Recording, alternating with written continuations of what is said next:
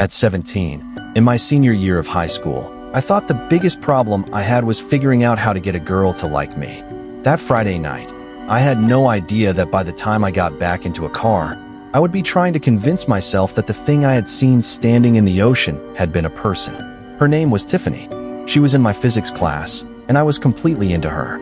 Some guys called her Crazy Tiff because she was incredibly attractive, but supposedly had a reputation for being crazy, especially according to her exes. At the time, none of that mattered to me.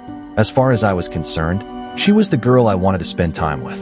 My best friend CJ had already helped set everything up. He managed to get one of Tiffany's best friends, Gianna, to agree to go with us to a beach that night. It was Friday, the weather was warm, and everything seemed almost too perfectly arranged. Most importantly, Tiffany had agreed to come. I remember thinking this might finally be my chance with her. CJ pulled up outside my house at around 10 o'clock that night. I climbed into the passenger seat, and we headed out to pick up Tiffany and Gianna. On the way there, we made a simple plan. Our first priority was getting me alone with Tiffany. CJ would get some time alone with Gianna.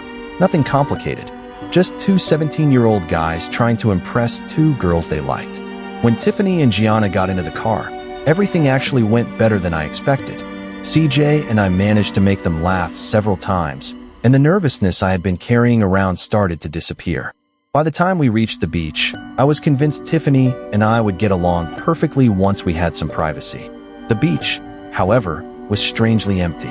There wasn't another person in sight. We stepped out of the car and onto the dunes, and although I remember the tiny details of what happened afterward, the first thing that really stands out to me is how isolated everything felt. The four of us eventually separated, just like we had planned. After a few minutes, CJ managed to disappear into the darkness with Gianna, and then it was just Tiffany and me. At that point, I still thought the night was going exactly the way I wanted. I couldn't have been more wrong. Tiffany and I walked down toward the water. The sand was cool beneath our feet, and eventually we stepped into the shallow surf, letting the cold water wash around our feet before moving back onto the beach. For a while, nothing felt strange. We laid down in the sand and talked. I don't remember every word we said, but I remember that things were going smoothly. There was no awkward silence, no uncomfortable moment. I was finally getting the chance I'd been hoping for. Then Tiffany suddenly looked toward the ocean.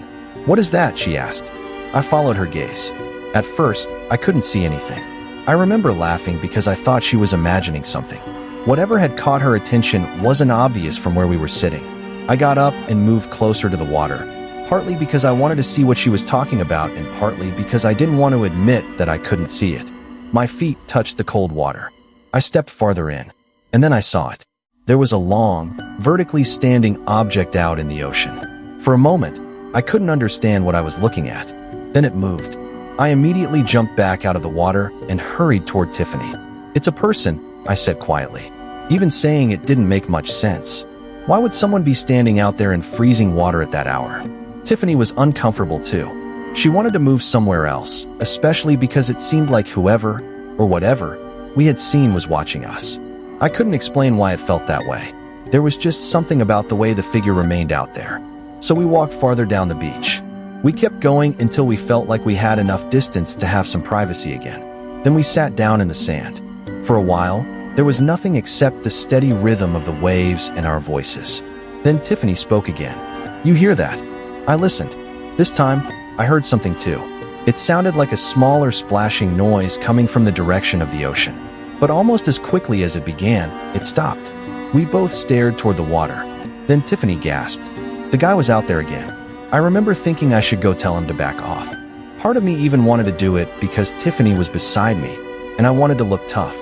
But Tiffany stopped me. "Let's just go." Honestly, I was hoping she would say that. We headed back toward the car. CJ and Gianna still weren't there. When we reached the Jeep, CJ and Gianna were nowhere in sight. Then my phone started blowing up with texts. They were all from CJ.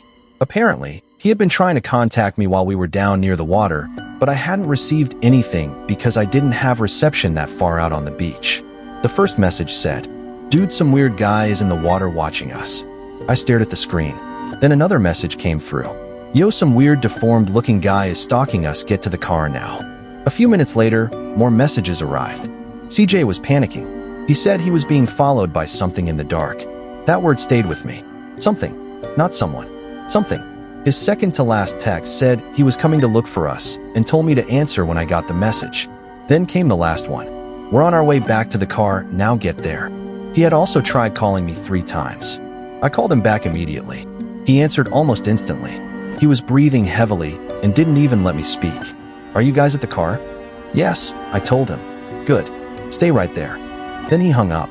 Less than 30 seconds later, CJ and Gianna appeared from the darkness surrounding the Jeep. CJ looked completely shaken. He was struggling to catch his breath as he tried to explain what had happened. Something had followed them. He described it as a deformed-looking creature walking on 2 legs.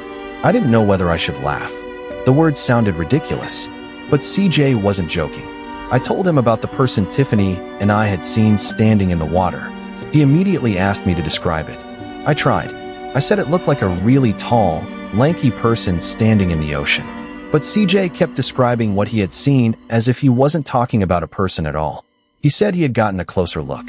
According to him, it was some kind of deformed humanoid thing. Tiffany and I looked at each other. Neither of us knew what to say. The whole explanation sounded too bizarre. And yet, something in CJ's expression made it difficult to dismiss. Gianna backed him up. She confirmed what he was saying. Whatever had followed them had scared both of them badly. Then the darkness around us suddenly seemed much bigger than it had a few minutes earlier. We were no longer interested in figuring out what was out there. We just wanted to leave. And then we heard the scream. The sound came from somewhere in the darkness. Every one of us froze. Then instinct took over. We got into the Jeep as quickly as we could. I still remember the scream because it didn't sound like anything I had heard before. It was difficult to describe. It sounded almost human, but not completely. A strange, unnatural cry that seemed to carry something frightening in it. CJ described it as a half-human, half-demonic kind of scream. I can't really put the sound into words. It's the kind of thing you would have to hear yourself to understand. We didn't stay there to find out what had made it. The 4 of us were suddenly frantic inside the car. Questions came from every direction, but most of them were aimed at CJ. What had he seen? Where had it been? How close had it gotten? Why had it followed them? CJ tried to explain, but the fear in his voice made everything more disturbing. Only a short time earlier, this had been a normal Friday night. 2 guys had picked up 2 girls. We were supposed to spend some time at the beach, joke around, and maybe make a few memories. Instead, we were sitting inside a Jeep trying to understand whether we had all encountered the same thing. And the strangest part was how quickly it had happened. We had only been out on the dunes for around half an hour after I first heard that scream. It hadn't been some long night spent wandering around the beach. Everything had happened in a matter of minutes. As the ride continued, the panic slowly faded into silence. One by one, we stopped asking questions. Nobody seemed to know what else to say. The sound of the road replaced the ocean. The darkness outside the windows kept moving past us. Inside the Jeep, everyone was lost in their own thoughts. I kept replaying the moment Tiffany first pointed toward the water. Then I remembered stepping into the cold ocean. I remembered seeing that long shape standing vertically in the water, and I remembered it moving. Even after hearing CJ's story, I still couldn't completely convince myself that what I had seen was anything other than a person. Maybe there had been some explanation. Maybe I simply hadn't seen the figure clearly enough. But CJ's description was different. He hadn't just seen a person standing in the darkness. He believed he had seen something deformed and humanoid following him and Gianna. And that difference is what stayed with me. Even after we drove away from the beach, I couldn't shake the feeling that something about that night didn't fit. I had seen the figure myself. It was standing vertically in the ocean, tall and strangely shaped against the darkness.